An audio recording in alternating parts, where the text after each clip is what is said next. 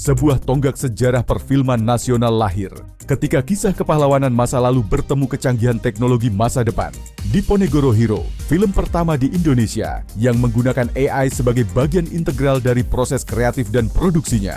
Bukan hanya tentang visual megah atau teknologi canggih, tapi tentang keberanian untuk mendobrak batas-batas industri film konvensional. Bagaimana reaksi industri? Dan apakah AI akan jadi sahabat atau ancaman bagi para pelaku kreatif? Bloomberg Technos Podcast, Technozone, bersama Pandu Sastrowardoyo dan Wery Enggo Prayogi.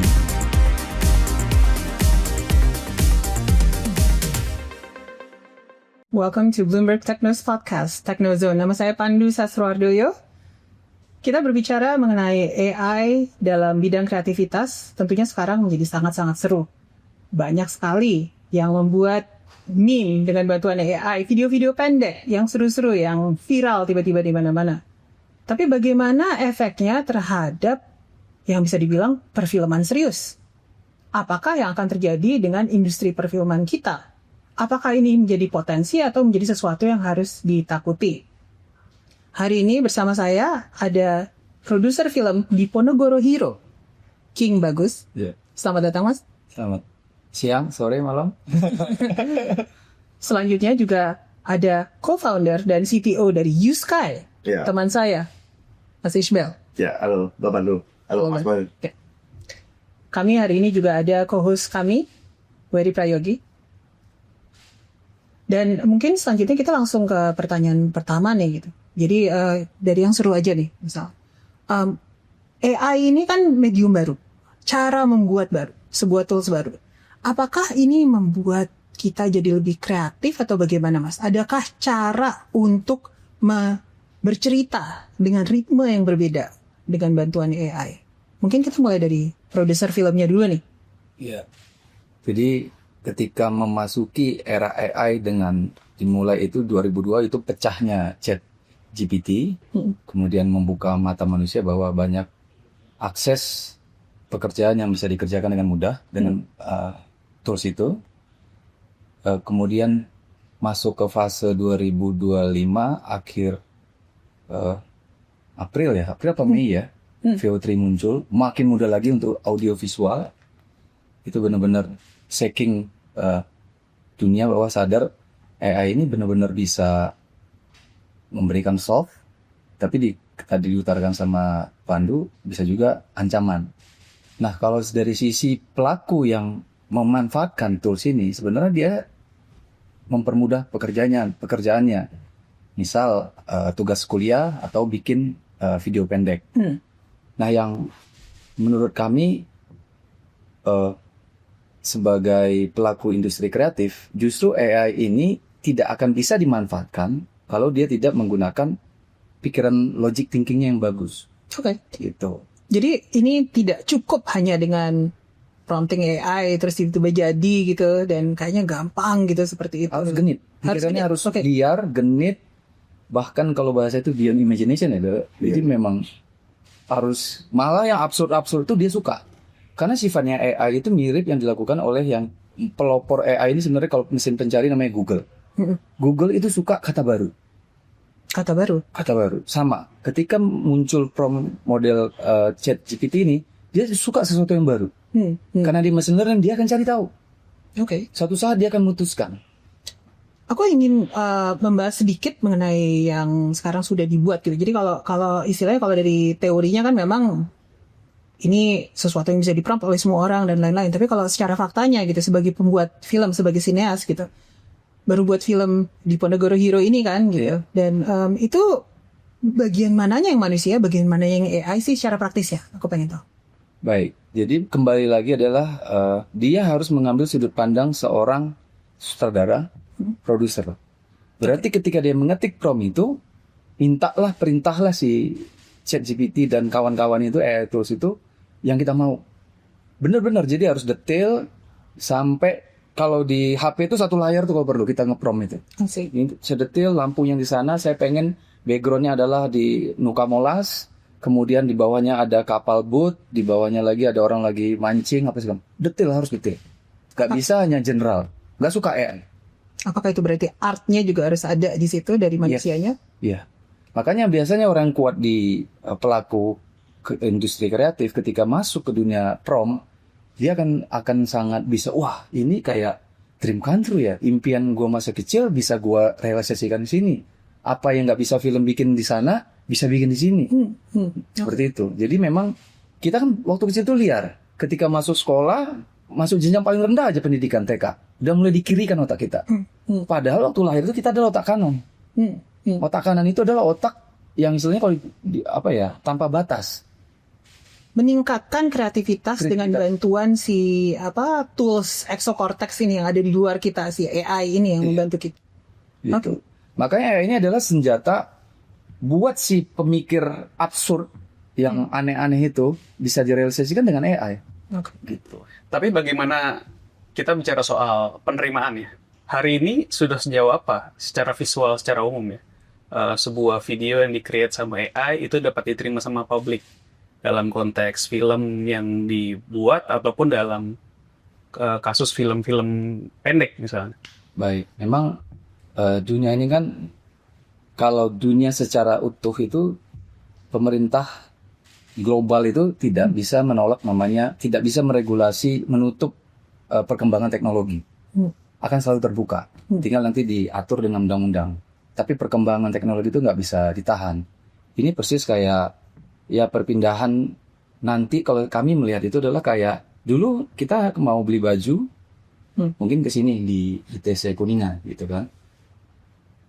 Ketika zaman munculnya terus si Zaki dengan penawaran e-commerce gitu, orang punya opsi. Analoginya itu ya berarti antara toko yang fisik gitu ya, offline, jadi yang online.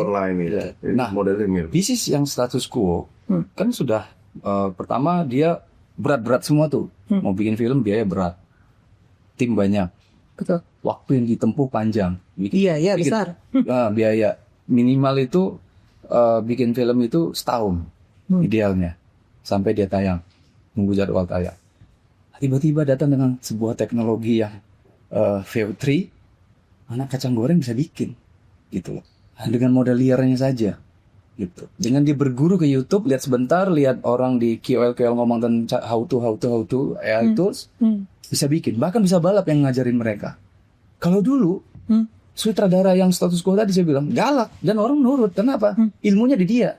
Sekarang udah demokratisasi, udah terdesentralisasi informasi itu, kreativitas, cara berpikir seperti itu. Kalau dari sisi Bang Bel nih, teknologi tadi kan dibilang,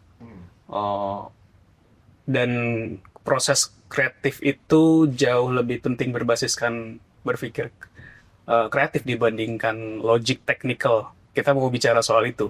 Bagaimana sebuah orang-orang penting di AI juga udah bilang bahwa dunia ini masa depan adalah soal kreatif, berpikir kreatif gitu. Nggak lagi ngomongin coding, nggak ngomongin teknis gitu ya. Nah, bagaimana ini diaplikasikan dalam sebuah ranah perfilman ataupun video? Iya, kalau kita ngelihat sebenarnya negara-negara banyak itu kan banyak mainnya sekarang udah di kreativitas, artinya sudah di level up gitu loh. Jadi kita nggak konsen lagi misalkan bagaimana cara membuat AI yang bagus, bagaimana menciptakan sebuah teori-teori AI yang supaya cepat gitu. Itu udah nggak lagi. Sekarang udah level di mana orang tinggal menggunakan saja. Nah, untuk menggunakan ini kan butuh kreativitas. Setiap orang itu kan punya kreativitas masing-masing gitu. Jadi ketika King Bagus dia kan juga sebagai ini ya produser film yang biasa juga, dia juga buat film yang non AI, film AI, dia juga produksi itu. Nah, dia compare bagaimana film yang mereka buat menggunakan AI dengan film yang menggunakan yang sekarang gitu, yang biasa, itu sangat jauh berbeda dari sisi waktu, dari sisi dana, dan juga dari sisi kreativitas. Nah, kenapa? Karena kayak misalkan mereka melakukan sebuah syuting lah di AI gitu ya, terus nggak cocok gitu, tinggal delete aja, segampang itu gitu. Terus tiba-tiba, kayaknya aku punya ide gini deh. Nah, itu gampang banget, langsung mendelete, langsung membuat gitu. Dibandingkan dengan membuat film yang secara biasa, itu butuh waktu lagi. Nah, seperti itu. Bel, ini untuk konteksnya teman-teman yang di rumah ya, gitu yang lagi nonton. Ini Yuska ini platform kan? Iya, kita platform, betul. Platform untuk film. Betul, berarti. platform dulu. Karena gini, sekarang kan kayak misalkan model Catch Play, Netflix, YouTube, Instagram, ya banyak lah.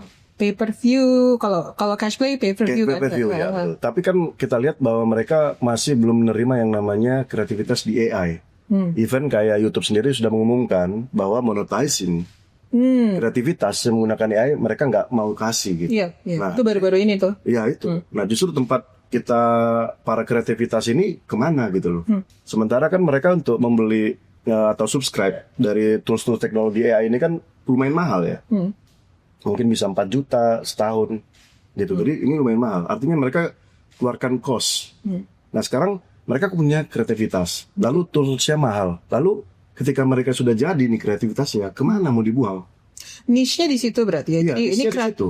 kreativitas AI dan manusia bersama membuat sesuatu. Nah, samping itu sama tambah lagi bahwa yang saya bilang Mas King tadi, bahwa everybody now can be a movie, film producer gitu loh.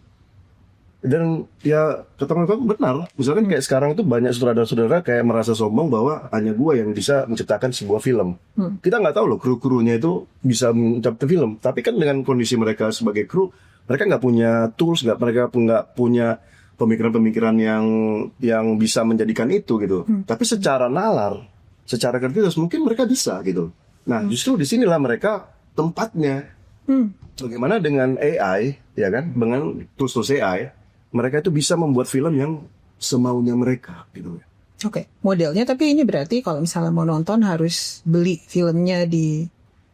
Kalau model itu sebenarnya gini, kalau di Yuska itu kan kita sifatnya global ya. Kita bukan bicara regional stage gitu nggak, global. Oke. Dan memang ya kita memang the first in the world itu yang menggabungkan antara crypto atau Web3 lah, kita bilangnya Web3 lah ya. Karena dengan si crypto ini payment itu menjadi seamless dan acceptable di seluruh dunia gitu. Kenapa? Karena animo dari si AI tools yang bisa buat video ini global sifatnya. Kita nggak hanya regional doang, ini global. Nah, sekarang bagaimana secara global ini secara bersama-sama membangun kalau nggak ada platform.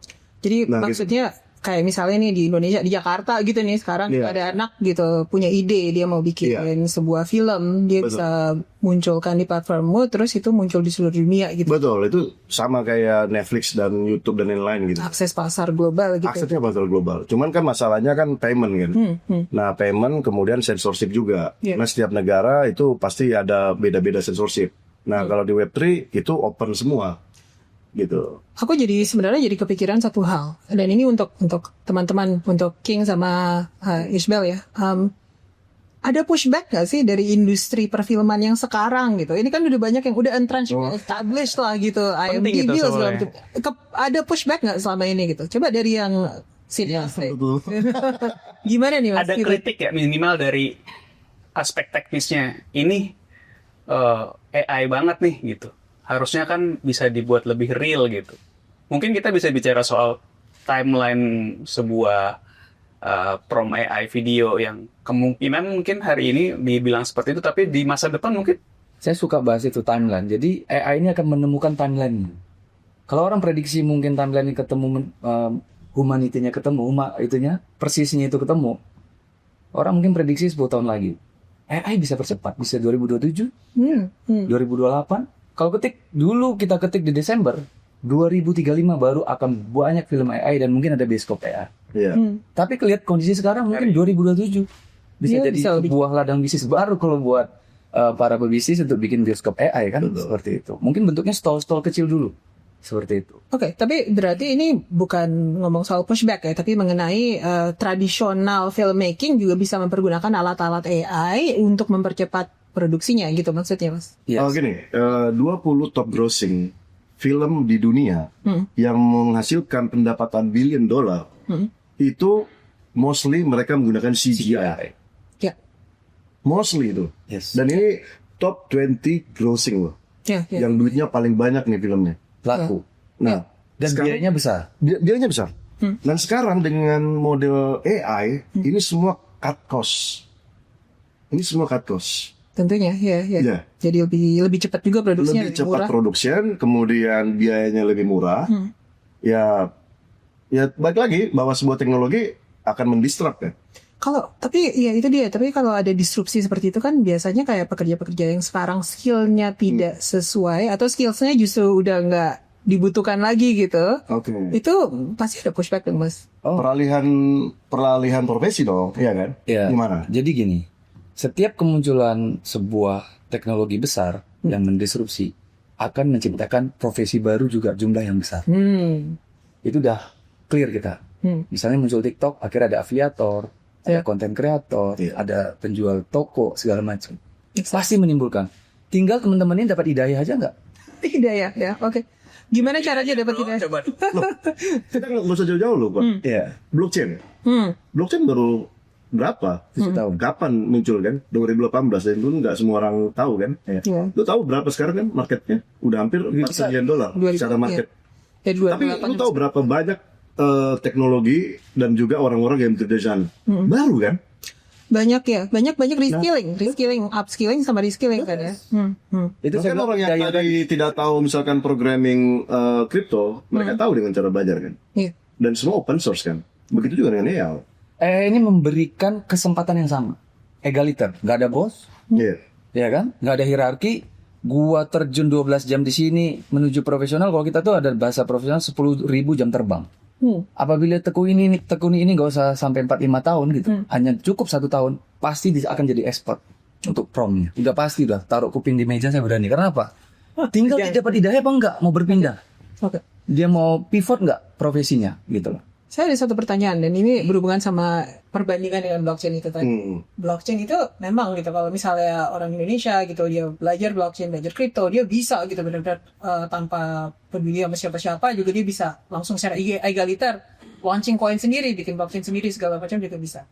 Tapi kalau untuk AI, Midjourney dan lain-lain kan itu bukan perusahaan sini. Istilahnya ini aku lagi nyoba untuk ngebawa ke ini untuk pendapat orang-orang di luar sana yang berpikir bahwa ini nanti malah bukannya bakalan kita jadi mengabdi ke platform-platform AI ini.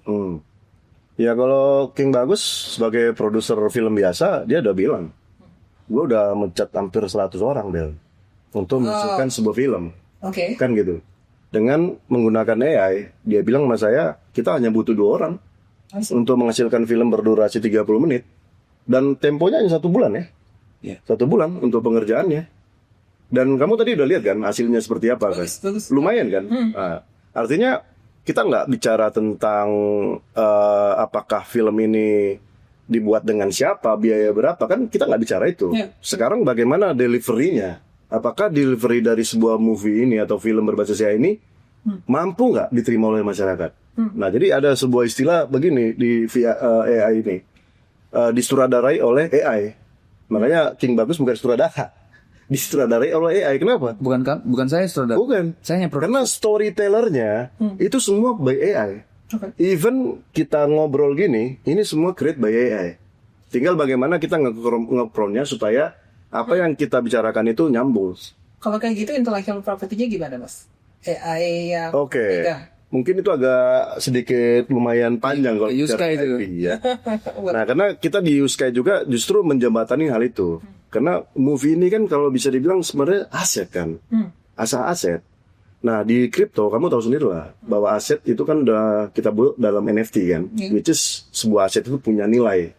Dan ini bisa didiferensiasi melalui di DeFi itu sendiri kan. Artinya ini bisa jadi kolateral, ini bisa diperjualbelikan seperti itu. Itulah aset yang kita masuk di dalam kripto itu. Nah, sekarang bicara tentang intellectual property, itu jelas. Contohnya kita sekarang lagi nerima salah satu film yang sangat luar biasa yang masuk ke platform kita, yaitu Diponegoro Hero ya.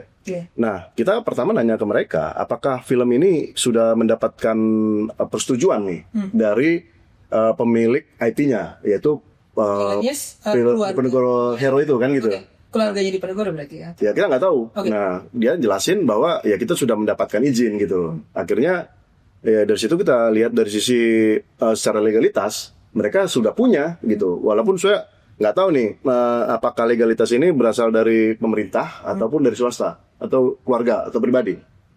Nah, tapi Mas King bilang bahwa ini udah bisa gitu loh. Dan ini kita menyesuaikan dengan fakta-fakta sejarah sesuai dengan apa yang mereka berikan kepada kita. Dan dari sisi kita bahwa ya ini kan baru pertama juga gitu loh. Kita nggak bisa bicara tentang apakah fakta ini sesuai dengan historisnya gitu ya, atau sesuai dengan apa yang dipelajarin di universitas. Kita nggak mau tahu itu. Yang penting sekarang adalah kreativitas dulu nih. Kita jangan langsung dibatasin dengan beberapa rules yang nggak penting. Ini kita mau ngajarin bangsa Indonesia bahwa sebenarnya dengan AI lu bisa buat film loh yang bisa bernilai jutaan dolar. Nah itu dan lu hanya ngerjain di rumah. Nah itu yang mau kita suarakan sekarang gitu. Nanti gue balik dulu ya. Iya. Tapi King, aku pengen tahu detailnya. Ini lebih ke arah ini teknisnya gitu istilahnya. Bukan teknis ya sih, tapi lebih persetujuan keluarga mengenai ini gitu. Apa yang memiliki intellectual property-nya mengenai Diponegoro gitu. Apakah boleh sharing dikit nggak gitu? Karena ini juga pasti orang akan bertanya gitu ya. Gitu. Boleh diceritakan ke kita nggak? Ya, memang kita dapat kesempatan untuk bertemu pemegang IP lah ya, IP Pangeran Diponegoro ini. Nama mereka itu adalah Patra Padi. Paguyuban Trah Pangeran Diponegoro, akronim dari Patra Padi.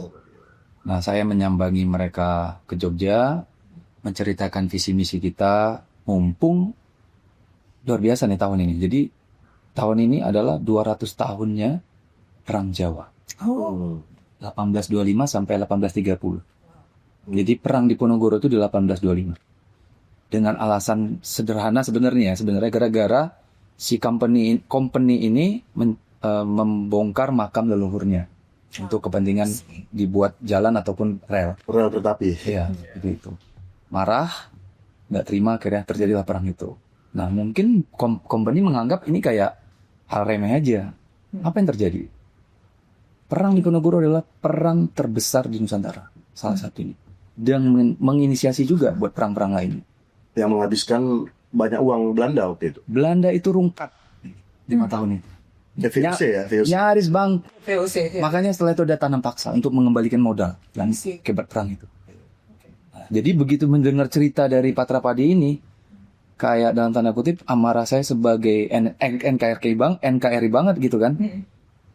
Pak, kayaknya kami akan percepat bikinnya dan kami men-challenge diri kami untuk bikin 30 menit. Izinkan Pak ya? Monggo silakan. Nak King kata bikin silakan. Terus jujur ya Pak ya, kami men-challenge 30 menit ini sebenarnya belum ada orang yang melakukan. Belum ada.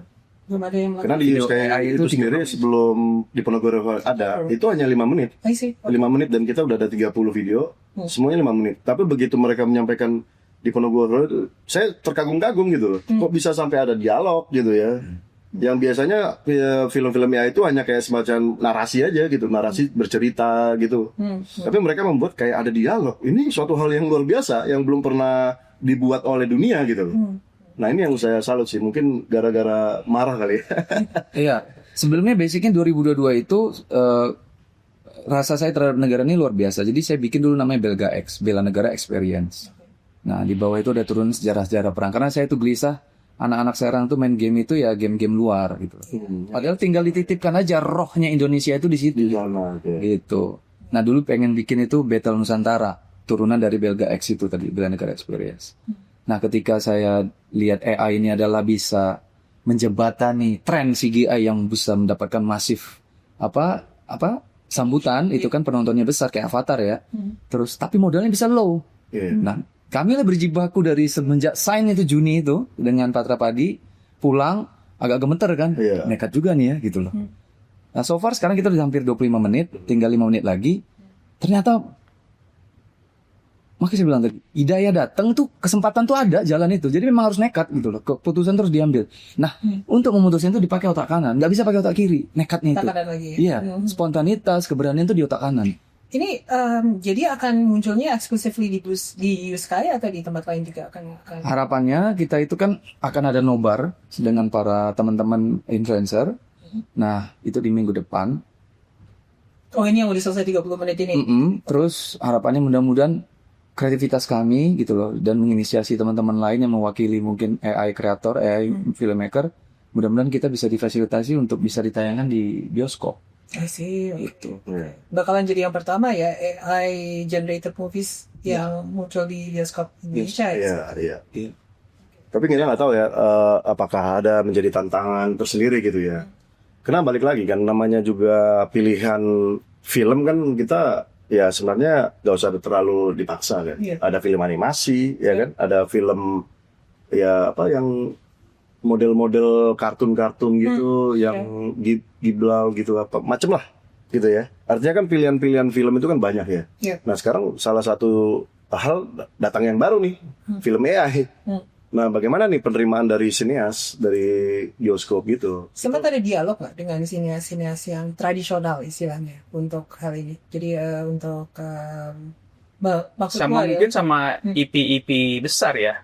Oh, iya, Production iya. house yang Iya, karena iya. tadi ngomongin kita fasilitasi ke layar lebar di Kebetulan bioskop. kan saya itu baru menyelesaikan film umum ya, film layar lebar itu di web konvensional ya. Konvensional. Itu di judulnya Mas? baru, nah judulnya Play Setan Ini Nih Ngeri.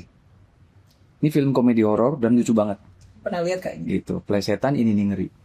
Kayak PlayStation itu. Iya, aku pernah lihat. Nah, itu saya tuh belum press con, belum dipanggil begini. Karena lagi saya post pro. Lagi proses post pro, sekarang udah tinggal CGI-nya selesai. CGI-nya 43 hari. 43 hari loh sih yang gue bilang Yang bukan AI. kayak nggak luar biasa banget gitu ya, tapi wow. Itu tingkat kata pembuat ininya, itu baru tingkat kesulitan CGI kami itu di level medium. I see. Itu 43 hari dan biayanya ratusan juta. Dibuatnya di sini atau di Di sini. Gitu. Jadi saya berpikir bagaimana kesempatan buat teman-teman lain ini yang Iya. bisa kami harus inisiasi nih gitu biar terbuka peluang buat yang lain gitu loh. Profesi-profesi baru itu bermunculan, kreativitas mereka bisa difasilitasi dengan AI tools tadi kan gitu loh. Udahlah. Kami diskusi sama prompt engineer saya, diskusi, ini ada momentum gini, sikat nggak? Nah, sikat Pak. Oke ya, kita hantam. Udah saya berangkat tuh ke Jogja sendiri. Dia kaget kan, pas pulang udah bawa lembaran dari Patra Padi itu, diizinkan gitu loh. Bahkan, Sorry, lanjutin. ada yang belum melakukan itu. Gitu. Jadi ada yang melakukan sesuatu yang history, tapi nggak mengurus IP-nya itu. Makanya dia kayak sangat terharu gitu ketika saya datang sowan gitu. Mas gak usah ke Jogja, besok kami akan datang ke Jakarta karena pas diundang sama Al, pernikahannya Al. Enggak, saya datang nggak apa-apa. Oke. Gitu. Ya, memang harusnya gitu ya, sowan kan ya. Sowan, karena papa saya kan Jogja. Saya tahu lah orang Jogja itu kan gitu loh. Jadi saya samperin gitu loh. Wah, dikumpul satu tim besar, saya ceritakan visi misinya. Saya pengen ada wajah baru terhadap sejarah dan pahlawan nasional ya. Karena banyak yang anak-anak sekarang itu yang mungkin alpha itu bukan alpha ini ya, hierarki authority bukan, yang miss tentang pahlawan Diponegoro secara histori. Miss. Mudah-mudahan dengan meng-create dengan versi yang AI gini kayak mengundang daya tarik gitu. Iya. Dibanding mereka baca buku, atau bicara kayak narasi gitu ya. Iya, jadi lebih disajikan dalam bentuk cerita gitu loh. Gue tau lo ada pertanyaan, tapi ada satu, aku mau ada tambahan nih gini. Ini sebenarnya kan kalau kita lihat mengenai IP nih, kepemilikan gitu. Yang punya IP-nya kan ya paguyuban ini gitu basically. Betul. Justru yang AI yang orang lain yang buat Diponegoro pakai AI ya kalau nggak izin ke paguyuban ini ya sebenarnya tidak terlalu afdol gitu ya sebenarnya gitu. Dan kalian hebatnya adalah kalian udah langsung reach out ke situ ya.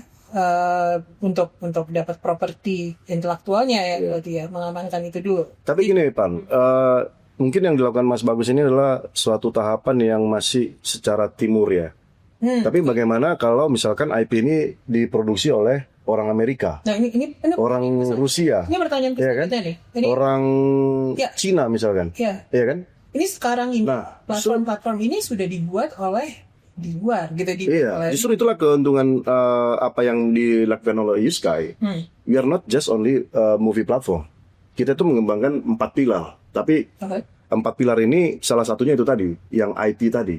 Nah sekarang gini, saya ketemu dengan yang memiliki IP, salah satu IP itu hampir 1.200 karakter. Oke. Sekarang dia bingung. Ini saya punya IP, saya beli semua IP ini dulu, tapi saya nggak tahu ini mau dibuat jadi apa. 1.200 karakter. Iya, 1.200 karakter. Saya nggak tahu buat apa gitu. Kalau mau saya buat film, saya mungkin habiskan 10 miliar sampai 20 miliar untuk membuat satu karakter. Nah, sekarang zaman sudah semakin canggih gitu loh. Kenapa nggak lu karakter lu masukin ke sana sebagai IP, kemudian ada orang di luar sana, dimanapun berada, yang sudah paham bagaimana membuat film berbasis AI, dia tinggal beli IP-mu, Beli karakternya. beli karakternya, Use-nya. secara berbasis Perizinan.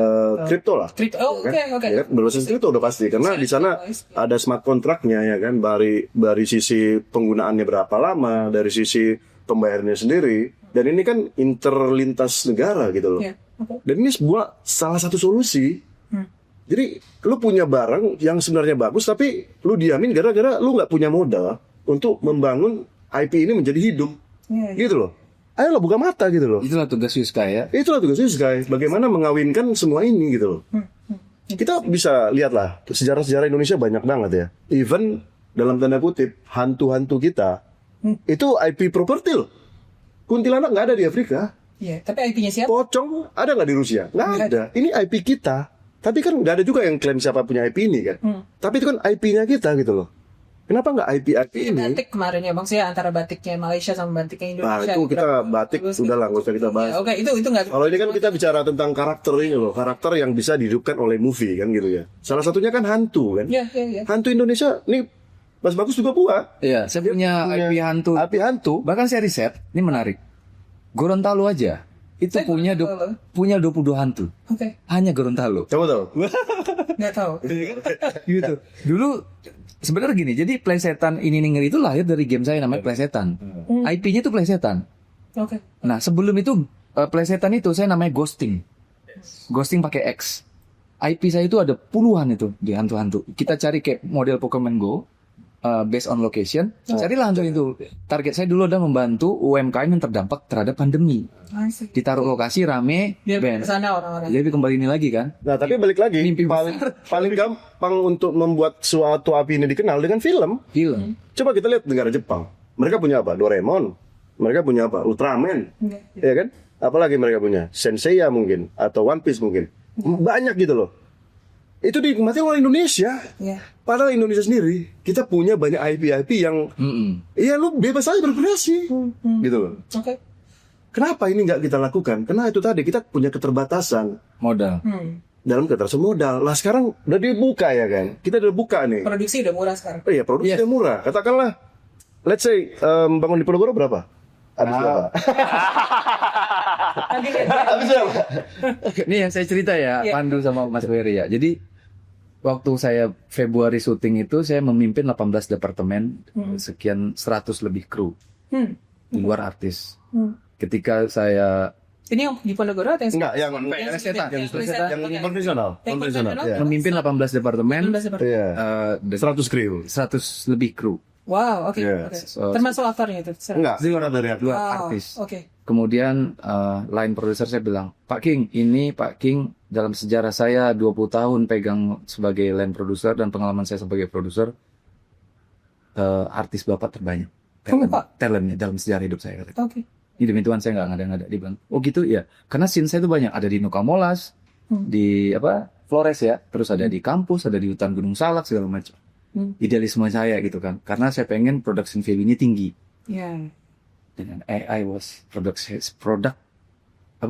PV itu Production value tetap terjaga. cut cost-nya, Nah itu, miliaran. Menyentuh angka puluhan miliar. tapi tetap nggak dibahas tadi berapa.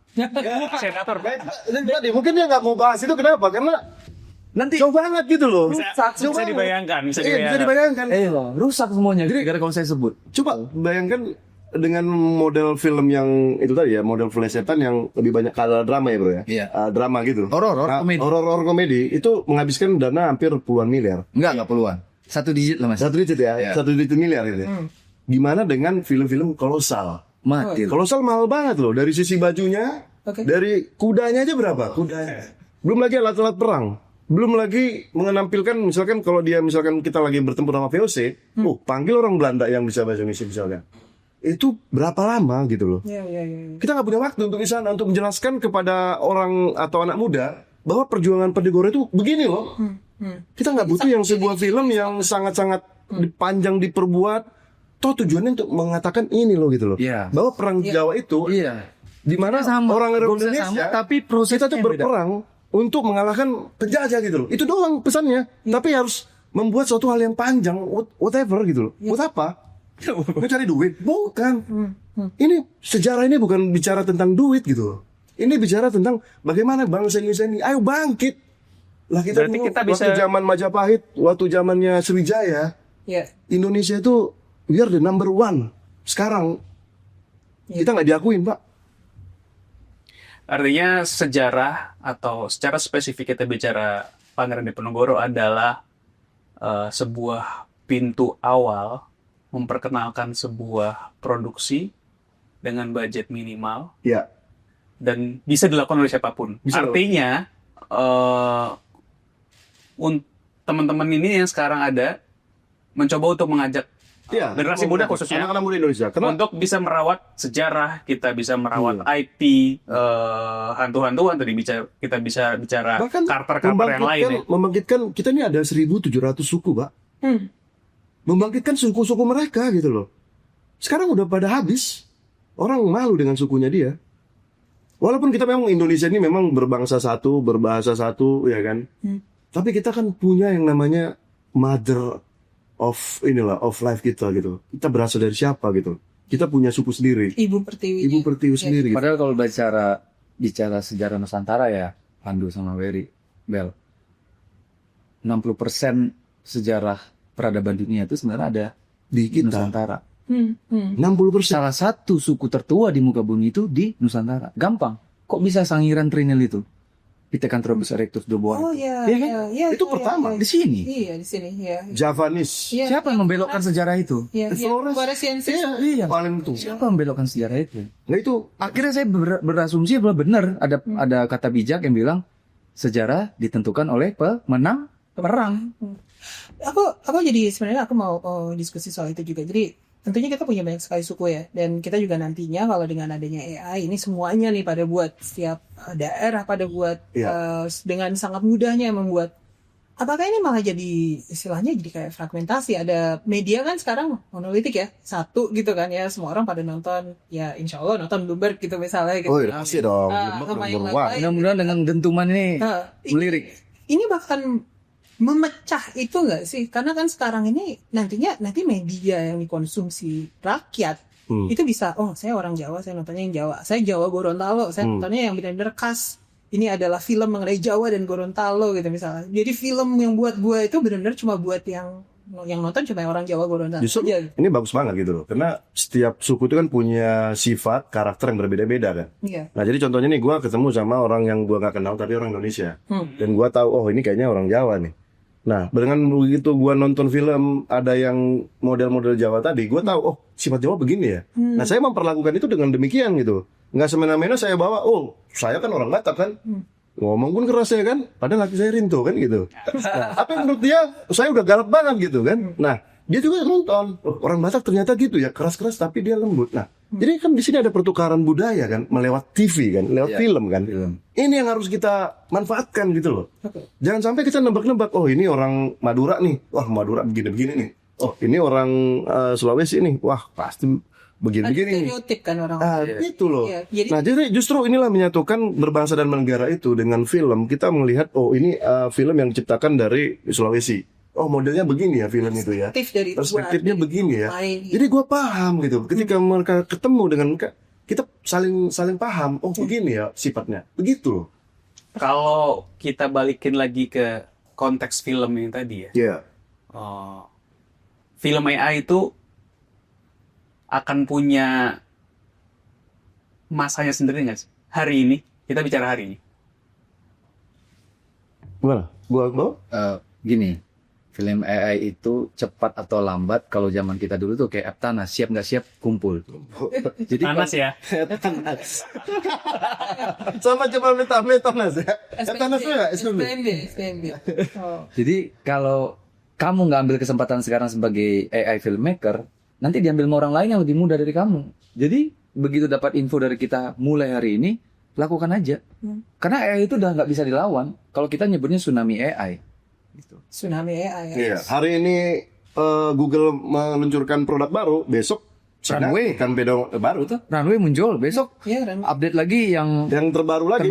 Dan itu sangat cepat loh. cepat. Temponya mungkin satu minggu, 2 bulan, nggak lama-lama. Bahkan kalau untuk Indonesia, kami yang pertama yakin saya yakinnya membuat video klip AI di Januari 2025. Iya. 3 menit. Nah, jadi itu juga yang pertama waktu Mas Bagus ketemu kita. Mas, ini kita membuat film konvensional. Tapi Mas gini Mas, kita ada yang berbeda nih. Apa itu? Kita buat video klip OST ya, original soundtrack. Oke. Ini kan ada biasanya video klip ya. Iya. Ini kita buat menggunakan AI. Ini video klip buat film konvensional. Buat filmnya, iya. I see. Wah, luar biasa saya bilang. Saya begitu ngeliat kan. Plesetan ini itu OST Itu hampir 80% sampai 100% mirip dengan pemainnya. Iya. Mirip banget. Dengan keterbatasan tools bukan sebagus Bukan sekarang ya. bagus saat itu. Iya. Januari itu masih belum Januari. bagus, nggak kayak yang Kita sekarang. bicara 8 bulan yang lalu ya. Artinya Iya, kan bicara perkembangannya 8 bulan dalam 8 bulan Iya. sebegitu. Betul. Makanya kita yakin banget, kita bangun platform YouSky, memang nggak ada yang banyak bilang, bro, nanti kan YouTube bisa buat kayak punya lo, atau Netflix bisa punya lo. Sorry itu saya bilang, mereka bakalan muntah tuh lihat kita. Karena ini suatu hal yang baru. Fokus tentang Iya, bagusnya kita buat satu hal yang baru, memang hanya khusus AI. Jadi kalau ada bilang, Pak, bisa nggak film-film kita masuk ke YouSky? Nggak bisa. Kalau lu buat itu semua AI, oke masuk pasti. Tapi kalau di luar AI, sorry to say, sih, oke. Jadi Gitu. kalau misalnya film konvensional yang mempergunakan AI boleh nggak? Misalnya nggak ada. Ya film AI maupun murni. kan konvensional itu kan bicara tentang kayak alat-alat kamera itu. iya. Ini murni nggak ada. Ini justru semua itu prompt engineer. I see. As that. Nah, jadi yang Bapak bilang tadi, bagaimana perkembangan AI movie ke depan? Kita kemarin mikir ya, bisa saja ya 2030 suatu saat. Ini Bapak mungkin sekarang punya bukunya Harry Potter gitu ya. Jadi tebal ini. Iya, iya. Bayangkan 2030 ini semua promptnya yang ditulis dengan teks, masukin aja ke prompt. Iya. Nggak nyampe mungkin 2 jam 3 jam filmnya sama akan diproduksi dengan yang kita nikmati sekarang. Iya. Itu nanti pekerja film, tapi gimana kalau udah sampai titik itu? Kan tadi udah bilang loh, setiap hal yang mendistruptif akan menghasilkan new pekerjaan baru. Oke. Sekarang prompt engineer apa? Mana ada job desk-nya? Nggak ada. 3 tahun lalu nggak ada Nggak buat saya. Tapi suatu saat nanti ada prompt engineer buat musik, Ngerti? prompt engineer buat film. Challenge-nya mungkin lebih ke orang yang mau Orangnya. bisa Oh iya dong pasti. Cuman on. gini loh. Kita ngelihat lah. Kita zaman mungkin kita saran ya. Zaman kita dulu zaman TV hitam putih, ya kan? Zaman masih TV antena. Bahkan handphone sendiri kita nggak lihat nih. Saya sendiri handphone itu baru kenal kuliah nih, Iya. ya kan? Bahkan kita nggak kenal yang namanya touchscreen lah, ya kan? Sampai kita Pager, sampai pager. sekarang Pager punya dulu. masih punya ya. Ya. Sekarang anak saya aja udah belajar ChatGPT Iya. umur 5 tahun. Bahkan saya udah ajarin cara main kripto, bagaimana mengkonekkan ke wallet. Umur 5 tahun sudah ajarin gitu. Ada bahasa yang menarik dari pendiri Gitu loh. Nvidia. Ya. Dia bilang akan banyak lahir miliarder baru dari anak muda. Karena mereka adaptif dan mereka digital native. Iya, iya, iya. AI ini. Nah yang juga ketuk-ketuk ini nih yang susah. Maksudnya yang sudah cukup umur merasa saya udah zona nyaman. Nah paling bahaya itu zona nyaman. Iya. Aku kepikiran ya, bahkan misalnya aktor pun, misalnya gitu, kalau yang sekarang kekuatannya apa skill setnya di acting mungkin bisa dipakai untuk melatih AI juga misalnya gitu, actingnya gitu, atau malah mempergunakan wajahnya untuk dijadikan AI model gitu misalnya. Oh ya model, oke. Itu juga bisa kali ya mungkin ke depannya. Bahkan sekarang ya lu tinggal jual muka lu dan muka lu bisa dibeli sama orang untuk menjadi aktor. Nah itu di sekarang. Itu lebih simpel menurut saya. Iya, iya. karakter tadi kan. Karena dengan AI itu everything you can do it gitu. Mau lu buat salto-salto, mau buat atas muka belakang jungkir balik, kepala lu buat putar pun bisa gitu. Kalau kalian Nggak ada suka batasan. Kalau kalian suka main game apa Death Stranding 2 itu kan sebenarnya aktornya ada yang aktor muka, cuma mukanya doang yang dipakai, tapi yang menjadi performernya itu bukan dia gitu sebenarnya. Hampir semua aktornya seperti itu sebenarnya gitu tuh. Kalau ini mungkin ya we take it one level forward gitu basically. Iya. Kan yang performance-nya dari AI juga gitu. Mungkin arahnya ke situ ya? Ada yang menarik kalau dilihat di platform Yuska yang kita bikin sekitar bulan Februari ya. Itu film tentang Pak Prabowo. Oh, oke. Kita nggak minta suara Bapak. Cukup 5 detik suaranya kami taruh persis, Iya. presisi. Presisi. Jadi Sesuai dengan- jadilah film dia. Itu cerita tentang kisah beliau di Papua. Oh, wow. Itu belum di blow up aja tuh. Maksudnya ya sudahlah, kami itu karena seniman ya, karena kreativitas, sudah bikin aja dulu deh. Bikin masalah nanti Tuhan kasih orang akan apresiasi, yaitu bonus lah gitu. Cuma si Bell ini bilang, bro nggak bisa bro, harus muncul bro, harus muncul. Bahkan dulu saya punya band sama artis ternama duo King, band saya gitu ya. Yang nyanyi itu bukan dia, si artis itu yang nyanyi. Orang tahu si artis itu nyanyi, padahal saya nyanyi. Yang bikin lagu saya, yang produce saya gitu loh. Iya. Gitu. Ini sebenarnya aku jadi kebawa ke satu hal lagi. Dan ini mungkin nggak langsung berhubungan sama film, tapi lebih ke arah di luar ini teknologi yang untuk membuat semua ini sedang dipergunakan untuk hal yang negatif juga loh. Gitu kayak misalnya kayak deepfake. Ya, deepfake. Kita bicara deepfake, kita bicara scamming sekarang. Iya, gitu. iya. Saya waktu itu sempat ini serius, ini saya sendiri nih dapat. Iya. Saya masih punya nomor telepon saya, ada yang nomor telepon US kan. Iya, Saya iya. ditelepon waktu itu. Ini pura-pura, saya kira orang tahunya AI, dia pura-pura untuk kayak nagih Medicaid. Oh iya, event CS ya, CS. Iya, itu benar-benar dia mencoba social engineer saya, tapi dengan bantuan AI. Kan suaranya benar-benar suara AI gitu, basically. Saya sadar. Iya. Sebentar lagi bakalan susah sih untuk mengetahui itu. Nah, kalau dari teman-teman nih gitu, kalau kan ini kalian dari segi positifnya gitu, tanggapan untuk yang negatif itu bagaimana sih? Ya sebenarnya kita nggak lebih fokus ke sana ya, karena kita memang lebih ke arah positive thinking-nya. Ya, oke. Tapi balik lagi bahwa segala sesuatu itu kan pasti ada pedang bermata dua kan. Pedang bermata Ya dua. kan, Oke. kiri kanan gitu loh. Ya. Bahkan sebuah pisau bisa digunakan untuk mosong bawang, bisa juga bunuh orang kan gitu. Nah ini sama, teknologi AI juga sama. Deepfake itu sekarang memang sedang lagi gencar-gencarnya. Tapi jangan salah, deepfake ini sebenarnya atau AI ini kan pada dasarnya pengembangan ini dilakukan untuk militer pada awalnya. Pengembangan tahun 1960-an gitu. Pengembangannya untuk militer. Menarik tuh bahasa itu. Iya kan. Nah, tapi begitu saya nggak tahu ya, mungkin ada teknologi-teknologi yang lebih canggih lagi sehingga ini dikeluarkan ke publik kan gitu. Nah, yang pasti AI itu bisa menduplikasi, bisa mempelajarin dan bisa memanipulasi. Itu udah pasti. Nah, sekarang kan balik lagi bahwa kecerdasan seorang itu secara zaman kan meningkat kan gitu ya. Iya. Kita nggak usah nggak usah terlalu ego. Saya aja dengan anak saya sendiri, saya baru bahasa Inggris mungkin umur 12 tahun saya baru bisa bahasa Inggris. Anak saya mungkin udah 3 tahun udah bisa bahasa Inggris gitu. Jadi secara intelligence anak-anak ini udah berbeda gitu loh. Nah, jadi apa yang kita buat sekarang itu buat anak-anak kita masa depan itu. Dan kita nggak akan takut dengan bahaya apa ke depan karena pola pikir mereka juga berkembang juga gitu. Jadi jangan mengecilkan pola pikir kita dengan apa yang kita hadapi sekarang. Nah, kita harus berpikir bahwa apa yang kita ciptakan sekarang itu sudah pasti ada defensifnya pada masa mereka tumbuh dewasa nanti gitu. Permainannya berubah. Permainan udah pasti. Dan itu akan ada selalu ya dalam setiap kehidupan kan pasti ada jahat, ada buruk kan, selalu kan. Nah, kita kan nggak pernah melihat ada yang baik terlalu banyak atau jahat terlalu banyak kan, nggak ada kan. Selalu balance kan, selalu seimbang. Nah, jadi menurut saya bahwa kita nggak perlu takut untuk hal-hal demikian. Tapi kalau bicara tentang sekarang, ya memang ya sangat ditakutin. Kenapa? Karena mungkin hampir 60% literasi tentang bagaimana teknologi AI itu bisa memanipulasi, itu belum semua dapat kan. Nah, ini memang bahaya. Nah, inilah pemerintah lah. Masa kita lagi kan enggak? Ya. Oke, mungkin pertanyaan terakhir, dan ini saya mau bawa kembali ke konteks ya. Untuk Indonesia nih, dan untuk pemerintahan kita, dan untuk komunitas film kita, komunitas muda kita, kalian mau kasih pesan apa? Karena kan akan didengar nih gitu. Kalau di platform ini, ada pesan apa yang mau disampaikan untuk mereka, pemerintah, komunitas, dan anak-anak muda di luar sana? Spesifik mungkin untuk orang-orang yang memang punya jiwa berpikir kritis yang jauh lebih besar. Tapi untuk saat ini tuh barrier to entry-nya terlalu besar, entah karena senioritas, entah ngomongin soal koneksi terhadap teman-teman di film industri gitu. Karena tadi juga dibilang di awal. How to start? Oke. Jadi dengan adanya YouSky, barrier itu nggak ada sih.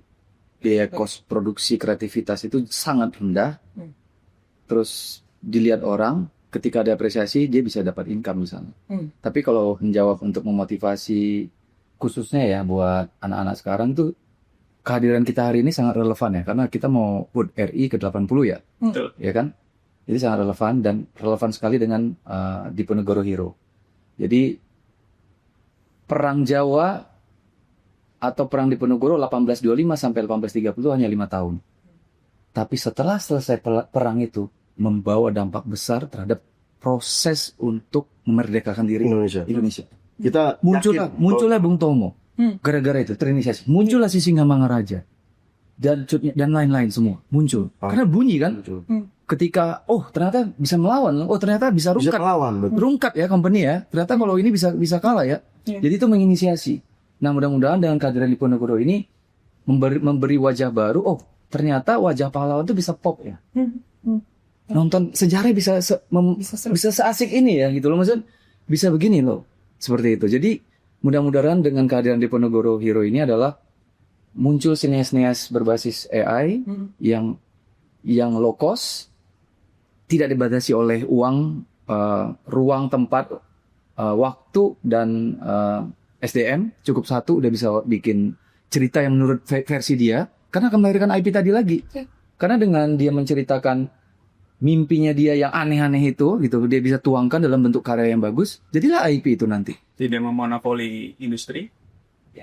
Makanya setiap disrupsi itu pasti desentralisasi, sharing ekonomi. Itu udah pasti. Kehadiran Gojek, sharing ekonomi. Nah, kalau itu dari Kalau menurut aku gini, dirimu ya.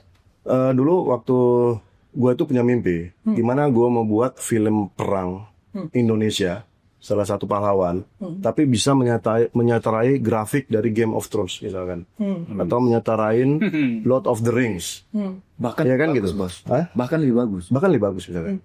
Itu kan dalam pikiran kita kan. Nah, saya pikir-pikir mungkin saya akan 10 tahun, 20 tahun lagi cari duit mungkin $1 miliar gitu. Ternyata ini langsung patah udah. Sudah masuk ya. Langsung patah udah. Ternyata kayaknya gue butuh hanya 1 miliar. Gue bisa buat film sama kayak Lord Lebih dari 5. Hah? Lebih dari 5 dari 5 dengan AI. Jangan kasih tahu harganya. Kalau yang menyimak pasti bisa dihitung sendiri ya. Ya kan? Nah, artinya mimpi saya yang tadinya saya mungkin kayak nggak mampu, akhirnya tercapai juga ya, gitu loh. Ya. Karena kita punya mimpi yang besar tapi terbatas dengan uang. Nah, ternyata sekarang dengan teknologi AI, uang nggak ada masalah. Sekarang kreativitas lu itu yang lu tingkatin gitu loh. Nah, sekarang kenapa bagi orang-orang di Indonesia lah misalkan. Nah, kayak anak saya ini saya udah ajarin gimana cara buat prompt. Bagaimana misalkan menggabungkan hewan yang dari kucing sama misalkan Garuda jadi satu gitu. okay. Itu kan basic ya. Ya. Itu udah saya ajarkan. Nah, nanti akan mulai proses lagi gimana bercerita dengan hewan lain, misalkan seperti itu. Ya kan? Nah, ini anak-anak sekarang diajarin seperti itu gitu. Nah, sekarang kayak anak-anak muda kayak kita, ya silakan lu mau belajar akan maju, lu nggak mau belajar ya akan ketinggalan. Udah itu aja. Itu prinsipnya udah. Kita nggak bisa memaksakan sesuatu yang dia nggak tahu kan. Hidayah ya. Nggak bisa kan. Tapi kalau dia ada buka pikiran, oh iya ternyata bisa ya. Bahkan film saya bisa ditonton di Rusia dan lain-lain. Karena jujur aja dengan AI ini kita bisa beyond imagination loh. Kita nggak bisa cerita tentang drama-drama begini. Ini mah bisa dibilang template gitu loh. Film-film misalkan FTV lah ya kan. Drama-drama Korea itu kan biasa aja gitu. Nothing, nggak ada yang spesial gitu. Tapi gimana kalau misalkan lu menciptakan film-film kayak itu tadi yang 20 Hidupkan Gajah Mada hadir di peradaban sekarang. Di peradaban Dia panik kan? Loh, kok ada kata bijak saya kok bisa dipasang di situ? Itu apa bagian kata dia kan? Itu kan absurd kan? Hal-hal ini yang bisa menghidupkan gitu loh. Kenapa? Ya contoh lah, kenapa misalkan film-film dinosaurus misalkan yang mungkin barangnya pun nggak ada orang lihat zaman sekarang. Tapi begitu dibangkitkan, ini kayak jadi sebuah fenomena. Wow gitu loh. Iya kan? Kenapa nggak misalkan orang-orang berkreativitas, lu buat hewan yang orang nggak tahu ini hewan apa gitu loh. Yang you making itu, dan itu di YouSky, itu bisa jadi IP. Which is IP lu itu bisa digunakan siapapun, dan lu mendapatkan royalti gitu loh. Gitu loh. Jadi saatnya kita berkreativitas dengan tools yang ada gitu loh. Itu yang harus digerakkan melalui perang Jawa ini ya. Kita memerangin memerangi jiwa kita yang terkekang gitu ya oleh keterbatasan duit. Enggak. Ya. Ini duitnya udah ada gitu loh. Sekarang lu berkreativitas enggak gitu. Jangan sampai duitnya udah ada, lu nggak berkreativitas, terus lu mau diharapkan dikasih duit. Ya nggak ada yang mau lah. Gitu loh. Minimal lu punya satu saja. Misalkan lu punya kreativitas. Udah. Mengenai tools kita siapkan. Ya. Nah gitu. Tatanan dunia yang bertentangan. Kita bicara yang terjadi waktu perang di Ponorogo dulu antara tatanan company dengan tatanan budaya Jawa yang akhirnya jadi clash. Sekarang ini ada clash baru. Ada diskusi yang tadi pedang bermata dua ya. Dari yang tajam ke sini, tajam ke sana. Ada orang-orang yang sekarang ini masih terbiasa dengan film konvensional, menjadi pemeran film konvensional, menciptakan secara hanya konvensional saja. Di sisi lain, ada orang-orang yang mencoba melakukan revolusi. Hari ini kita berbicara mengenai hal tersebut. Terima kasih teman-teman saya yang sudah datang, Mas Iqbal, Ya. King, Iya. Very. Dan saya ingin ada diskusi lagi selanjutnya di kolom komentar tentunya, dan dengan diskusi-diskusi selanjutnya di sini di Bloomberg Technos Podcast Technozone. Terima kasih.